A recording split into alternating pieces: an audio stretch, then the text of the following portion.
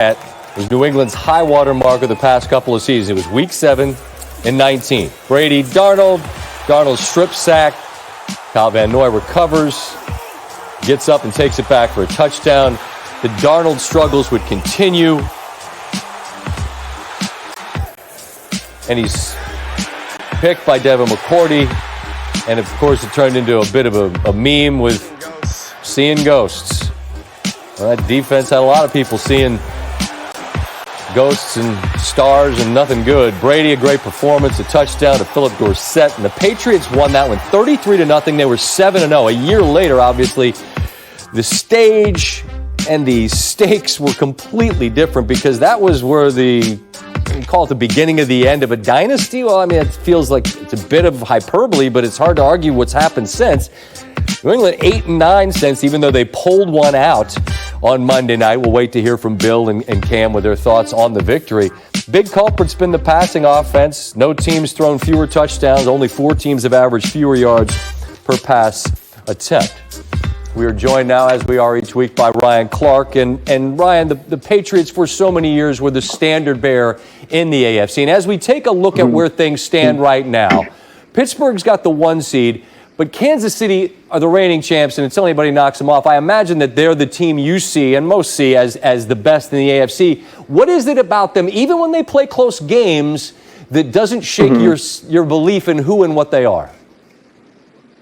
Listen, think about the Kansas City Chiefs, Scott. If they don't have a Dee Ford offsides penalty, they've gone to the last 2 Super Bowls. They have the reigning Super Bowl MVP and the guy who won the MVP before that. They're creative, they're explosive, and they find ways to win. You know what's happening? We're starting to view the Kansas City Chiefs like a great university, like a great college team. It's like watching Alabama. We don't watch them to know if they win or lose. We want to see how bad they blow teams out. They aren't judged like the rest of the teams in this league, and it's mainly because of their quarterback. But when you look at this teams when they play against very good teams, the Baltimore Ravens was a blowout. Anytime they need to come up in the clutch, they've done that throughout the season except for the Raiders game. And we have seen this happen in the playoffs 2 years in a row, that Patrick Mahomes can get down and bring a team back. I think when you've seen that, when you've experienced that, and you know that, and that team is still 7-1 this year, they have to be the front runners for the Super Bowl in the AFC.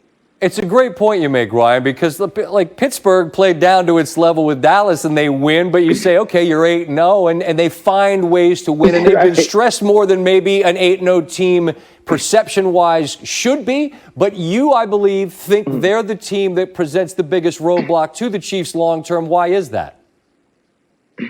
Well, one, because I want them to, because I'm a Steeler, but I judge them harshly. And I'm with you. When I watch some of these ugly games, I start to think to myself, is this team that good? But they are. You have 2 guys on the outside that can rush the quarterback, and then Cam Hayward in the middle that can get pressure in his face, and you can play zone behind that and make Patrick Mahomes throw the football in front of you. But you need a clutch quarterback to beat Patrick Mahomes. The only time we've seen him go down in the playoffs was to Tom Brady, and the Pittsburgh Steelers have Ben Roethlisberger. And every time the Steelers have needed Big Ben to step up this season, especially late in games, he's done it. Whether it was the Dallas Cowboys, the Tennessee Titans, we also saw the same thing against the Baltimore Ravens in the game that they were actually outplayed. You need that type of finisher at your quarterback position. When he looks over to the other sideline and sees Patrick Mahomes, there will be no quit, there will be no fear, there will be no frightening Ben Roethlisberger. He can pull off a win against a great quarterback like that.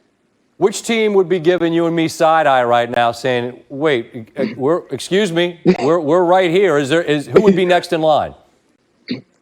It got to be the Tennessee Titans. This is the team that went to the AFC Championship last year. This is the team that beat the Baltimore Ravens at home last year, who were the #1 overall seed. If you're the Tennessee Titans, all you're saying to yourself is all we've done is win. Now you have Desmond King. Adoree Jackson is back. You're finding ways to pressure the quarterback. You have a stellar game against the Chicago Bears after having 2 down weeks. But you know how you're built. Mike Vrabel's going to be physical up front. He's going to turn the football over, then give it to Derrick Henry and Ryan Tannehill to finish. And the reason I put them over the Baltimore Ravens, even the Buffalo Bills, is because it's the only other team that has a quarterback and has a system and a head coach that we've seen move on recently. They were the team facing the Kansas City Chiefs last year, and they could be the team that does it again.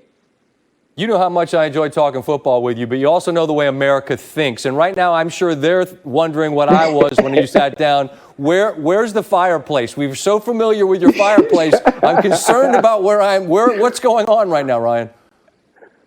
Hey man, I had to move it to the back of the house. You know, the fireplace was all pretty. It was all set up for you guys. I lost my router today. We've been trying to figure it out all day, man. And you are so important to me, Scott. I said, if everybody has to wake up, then they just have to wake up. This has to get done.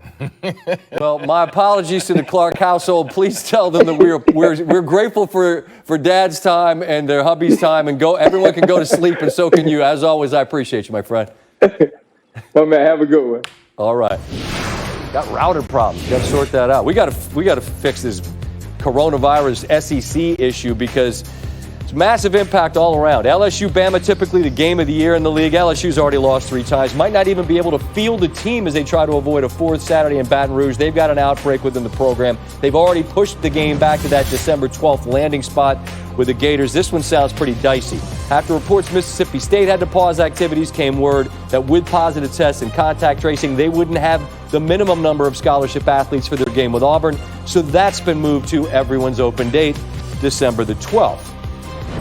Texas A&M said Monday its game with Tennessee and Knoxville still on, but they too paused activities Monday after a player and staff member tested positive. Like all SEC, and I think based